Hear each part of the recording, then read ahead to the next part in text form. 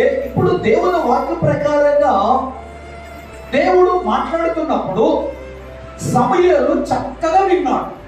అమ్మ విన్నాడా లేదా? విన్నా. ఆ వినడం వల్ల ఏం జరిగిందంటే అనేకమైన విషయాలు ఆయన నేర్చుకుంది. ఎలా ఉండాలో, ఎలా ప్రవర్తించాలో, ఎలా జీవించాలో అర్థమైపోయింది దేవుడు మాట్లాడుతున్నప్పుడు వినడం వల్ల. ప్రైజ్ ది లార్డ్, హల్లెలూయా. కానీ వాక్యం ఏముంది? మొదటి మాట చదవండి మరొకసారి.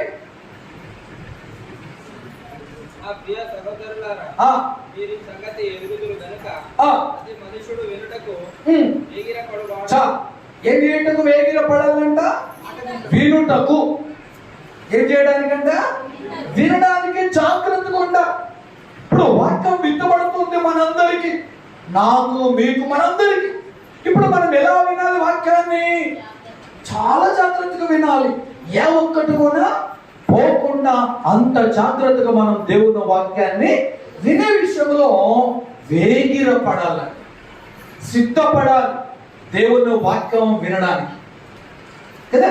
తర్వాత కొంతమంది మాట్లాడుతున్నప్పుడు మనం వినాలి, దేవుని మాటలు వినాలి, దేవుని వాక్యాన్ని వినాలి. మనం ఎవరైతే వింటారో దేవుని వాక్యాన్ని వాళ్ళు నేర్చుకుంటారు. నువ్వు వినలేవనుకో, నేర్చుకుంటావా? నేర్చుకో. ఒకవేళ ఎవరైనా సరే